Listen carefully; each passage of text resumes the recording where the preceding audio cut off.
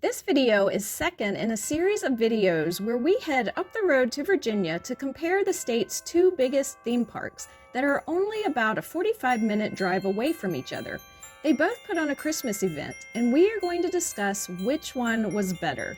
We already did a video comparing these two parks' Halloween events, and next year we'll continue this series by comparing the day-to-day rides, food, shows, and other attractions in each park outside of the holidays.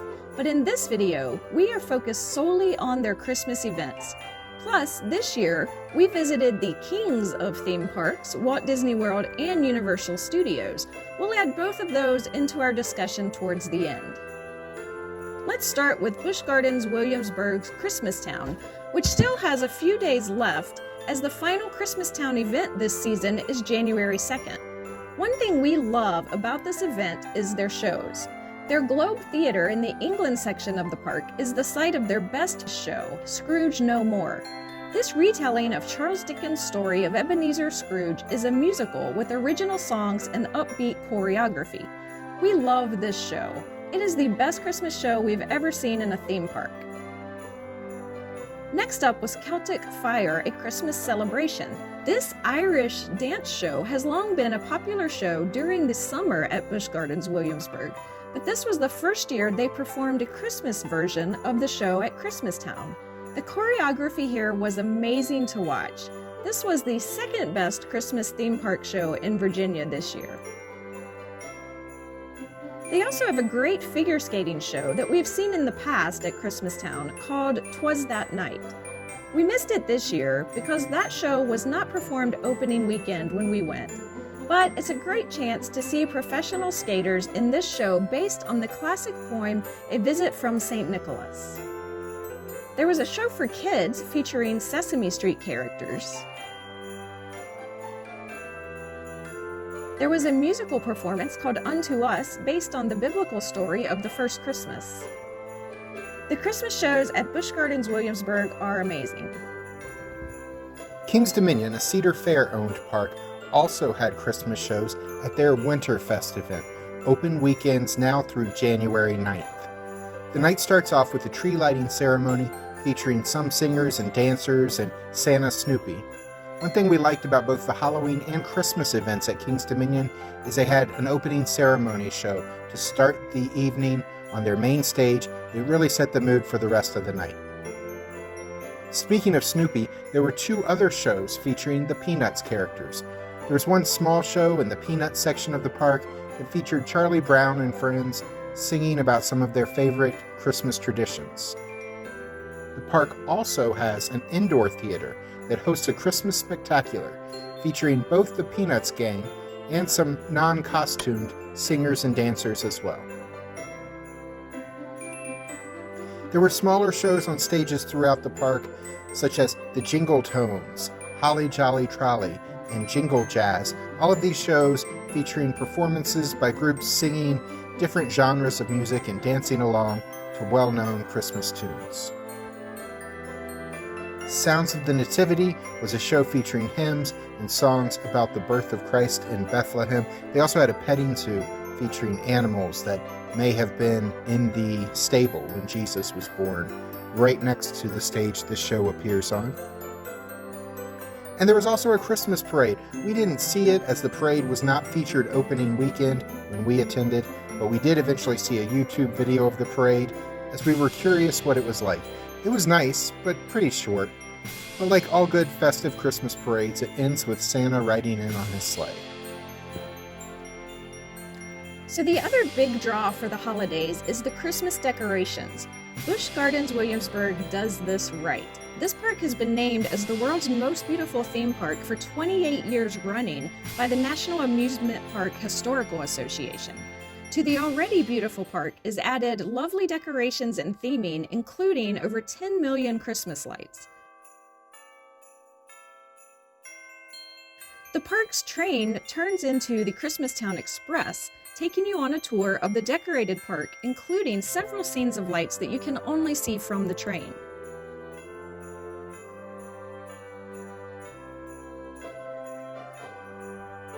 If you're enjoying this video, share some Christmas cheer by clicking the thumbs up to let us know you liked our review of these events.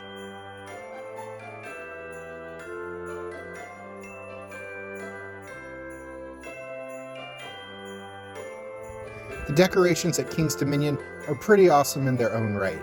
The park's icon, the Eiffel Tower, becomes a 300-foot tall Christmas tree for this event. They also have millions of Christmas lights twinkling throughout the park. Trying to film Christmas lights has been a steady source of irritation throughout the holiday season this year. We've tried several cameras and phones to get footage. We keep losing focus and getting blurry footage of the lights. We went to like 7 or 8 different events with Christmas lights this year and used the best footage on the channel we could get. But there was a lot of footage that was unusable, and it pretty much all looked better in person than they did in our videos.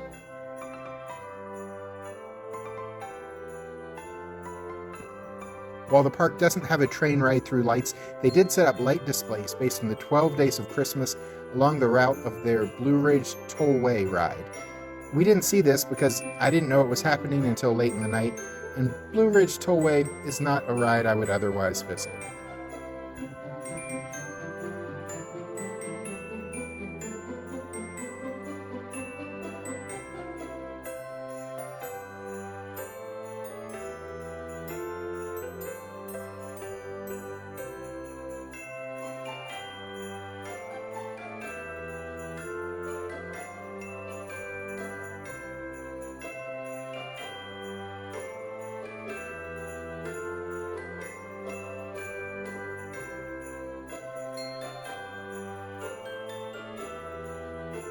The other experience visitors enjoyed was holiday meet and greets. Both Busch Gardens and King's Dominion gave guests an opportunity to meet Santa Claus.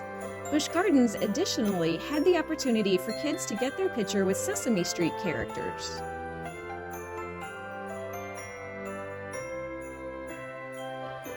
There was also a meet and greet with Rudolph the Red-Nosed Reindeer and his girlfriend Clarice.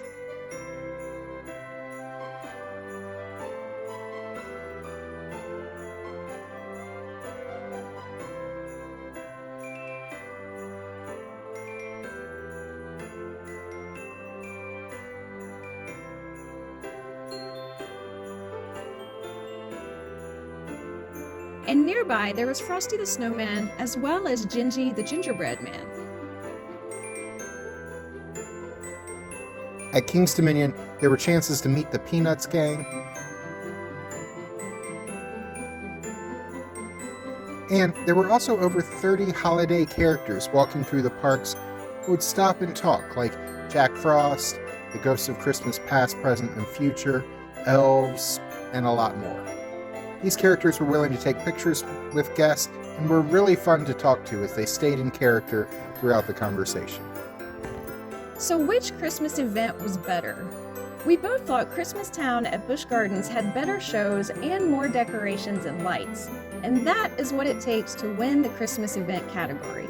But we do want to stress that it was very close. Both parks had about 20 rides open, a few thrill rides, and a bunch of kids or family rides were open. Both parks had similar Christmas meal and treat options. They also both had a similar number of shows, but we just thought Busch Gardens was a bit better. King's Dominion's WinterFest did have a lot going for it. They replaced the fountains by the park entrance with an ice skating rink for this event. They also had carriage rides, cookie decorating, crafts for kids to work on, a place to write letters to Santa. They even had a Christmas market. Some of these experiences did have an extra cost associated. So there was a lot going on at King's Dominion that made their event even better. The Peanuts area at King's Dominion was better decorated than the Sesame Street area at Busch Gardens, and with all the extra experiences that kids would love at King's Dominion, that event may actually be better for families with young kids.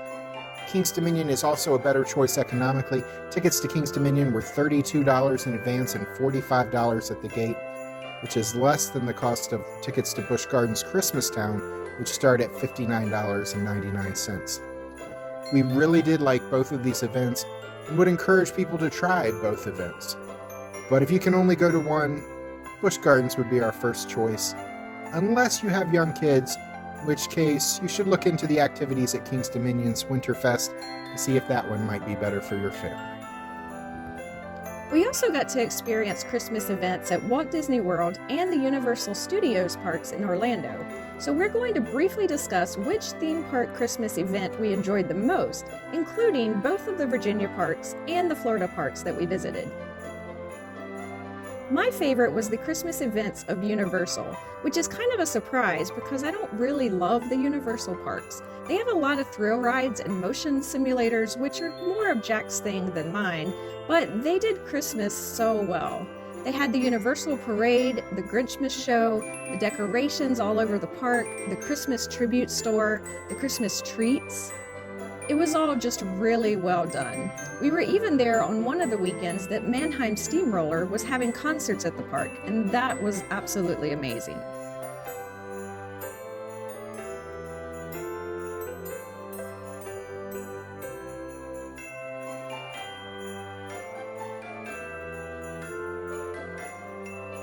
My favorite theme park Christmas event this year was Festival of the Holidays at Epcot. We love the festivals held at Epcot throughout the year so much. Festival of the Holidays features storytellers from the various nations in the World Showcase pavilions, describing winter holiday traditions in each country. There's also the Candlelight Processional, which is an amazing experience with the choir, orchestra, and celebrity narrator telling the story of Christmas from the Gospels. And there's lots of festival food booths serving up holiday-themed food from around the world. All of this is mixed in with the regular rides and attractions of our favorite theme park. We highly recommend Festival of the Holidays. We also went to Disney's Very Merriest After Hours special event. Out of habit, we called it a party in our original review video of this event, but we didn't want to confuse it with the regular annual event, Mickey's Very Merry Christmas Party. They did not hold the full version of the holiday parties this year due to COVID. Instead, they held Halloween and Christmas After Hours special events. These events were shorter than the regular parties. They had less offerings than the regular parties, and unfortunately, they cost more than the regular parties. But attendance is kept low at these After Hours events, even lower than the holiday parties. This is the Christmas event that most kids would probably love the best. But the expensive price and the fact that it takes place from 9 p.m. to 1 a.m. will most likely dissuade many families from attending. Even though this was the most expensive event we attended, it wasn't as good as the Epcot and Universal events, and in some ways, not as good as Busch Gardens and King's Dominion either. Both of these parks had more decorations than Magic Kingdom, where most of the decorations are reserved for Main Street. Much of the rest of Magic Kingdom wasn't decorated at all. And Busch Gardens and King's Dominion both have more holiday-specific entertainment and activities. It was good that parades and fireworks made their return to the Magic Kingdom in time for this event, and we enjoyed all of the free snacks. But going to so many events kind of showed us that even though Disney charged much more for this separate ticket event, they did a few less things than some smaller regional parks. And they don't really have to do any more. Disney parks have raised prices and taken services away, and people are still coming to Disney World. They can even literally make it more difficult to visit, and people are still visiting. None of this is to say that the Magic Kingdom After Hours event was bad. We enjoyed it. It's great not to have long lines in Magic Kingdom. We don't regret going a bit. We just have been trying not to think about how much we spent to attend the event. Busch Gardens and King's Dominion have much smaller budgets than Disney and Universal, but these two regional theme parks in Virginia put on really fun holiday events, and we definitely suggest checking them out, either in the final few days of this season's events, or when the holidays roll around next year.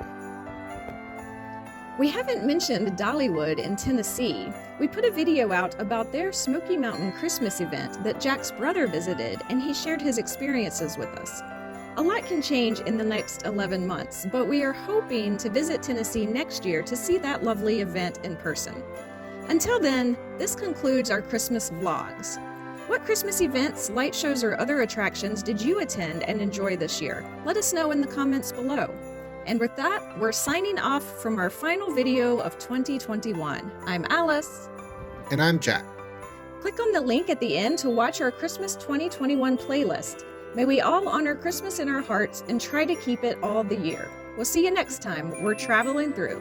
Happy New Year!